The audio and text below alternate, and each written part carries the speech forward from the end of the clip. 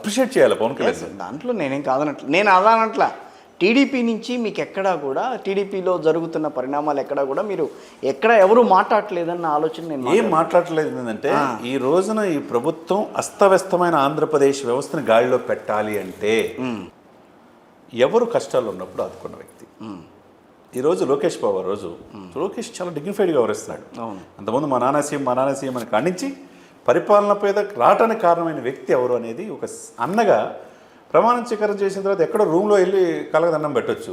ప్రజల మధ్య పెడతంటే వద్దన్నా కానీ అది కృతజ్ఞత అంటే ఇచ్చిపుచ్చుకున్నది అన్నట్టు. అక్కడ వాళ్ళిద్దరి మధ్య అన్నదమ్ముల సంబంధం ఉంది. తర్వాత చంద్రబాబు నాయుడు గారు పవన్ కళ్యాణ్ మధ్య ఒక తండ్రి కొడుకుల సంబంధం ఉంది. ఆయన్ని ప్యాకేజ్ స్టారు, మ్యారేజ్ స్టారు, లేకపోతే దత్తపుత్రుడు అన్నారు కదా. ఇప్పుడు ఏం సమాధానం చెప్తారు వీళ్ళంతా? నథింగ్, ఏం లేదు. అదే సమయంలో ఏం లేదు చెప్పడానికి. అదే సమయంలో మోదీ గారికి అన్న వచ్చాడు అన్నారు కాబట్టి ఈ రోజున పక్కన కూర్చున్నారు. ఇప్పుడు మా అన్న వచ్చాడండి అని చెప్పాడు. అవును, అది పూర్తి గవర్నర్ ప్రోటోకాల్. అటువంటి ఇదిలో కూడా పక్కన పెట్టేసేసి ఆయన వాళ్ళ అన్నయ్యని పిలుస్తూ ఉంటే లేదు మనమే వెళ్దామని చేపట్టుకొని తీసుకెళ్ళాడు. చూసారా, ప్రపంచ దేశాలు మెచ్చే మోదీ ఈ అన్నదమ్ముల అనుబంధం, ఈ మెగాస్టార్ని ఇద్దరు భుజాల మీద చేసి తక్కువ చేర్చుకున్నా ఎలా అనిపించింది సార్ మీరు? నాకు అంటే నేను ఒక జర్నలిస్ట్గా చెప్పాలంటే రేపు రాబోయే రోజుల్లో మీరిద్దరే రాష్ట్రపతి ఆంధ్రాన్ని నడపాల్సింది అన్నట్టుగా ఉంది. ఏదైనా జరగవచ్చు అన్న యాంగిల్లో వాళ్ళని తీసుకున్నట్టుగా ఏదైనా చూడండి. అక్కడ ఆ సన్నివేశంలో మీరు చూడండి, ఒకటి వెనకుంది ఎవరు, నెంబర్ 2 అమిత్ షా, నెంబర్ 3 నడ్డా, వాళ్ళంతా అటు చూస్తూనే ఉన్నారు. తర్వాత భారత రాష్ట్రపతికి ఉపరాష్ట్రపతి చేసిన వెంకయ్య నాయుడు, భారత ప్రధానమంత్రి చేసిన ఎన్వి రమణ, తర్వాత ఆయన బీజేపీలో కీలకమైన వ్యక్తి సంతోష్ జీ, అవును, ఎంతమంది, సంతోష్ గారు అందరూ అక్కడే ఉన్నారు, రజనీకాంత్ గారు, ఇంతమంది కూడా క్లాప్స్ కొడుతున్నారంటే ఆ వ్యక్తి కసి. సార్ ఎక్కడ గెలవలేదు సార్, అతను అసెంబ్లీ తాటనివన్నారు, ఈరోజు 21 మంది వెళ్ళి శబాష్ అనిపించుకుంటున్నాడు.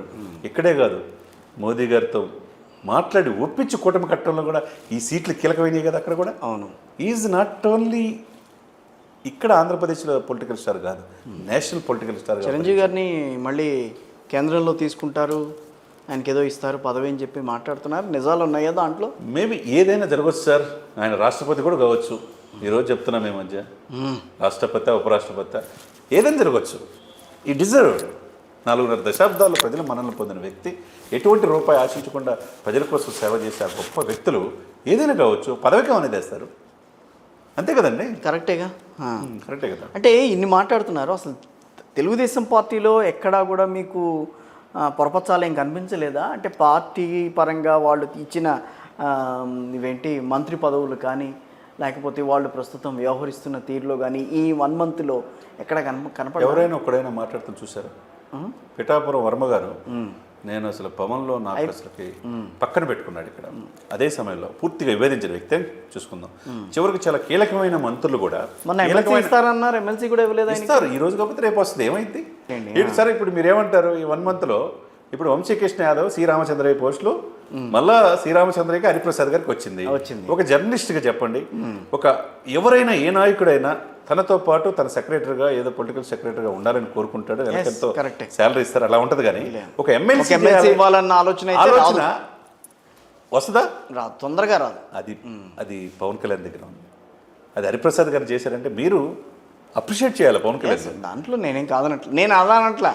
టీడీపీ నుంచి మీకు ఎక్కడా కూడా టీడీపీలో జరుగుతున్న పరిణామాలు ఎక్కడా కూడా మీరు ఎవరు మాట్లాడలేదన్న ఆలోచన నేను ఏం మాట్లాడలేదు. ఏంటంటే ఈ రోజున ఈ ప్రభుత్వం అస్తవ్యస్తమైన ఆంధ్రప్రదేశ్ వ్యవస్థను గాడిలో పెట్టాలి అంటే కొన్ని పట్టుబిడుపులు ఉండాలి, కొన్ని వర్క్ డిస్ట్రిబ్యూషన్స్ ఉండాలి, సమ ప్రాధాన్యత ఇవ్వాలి.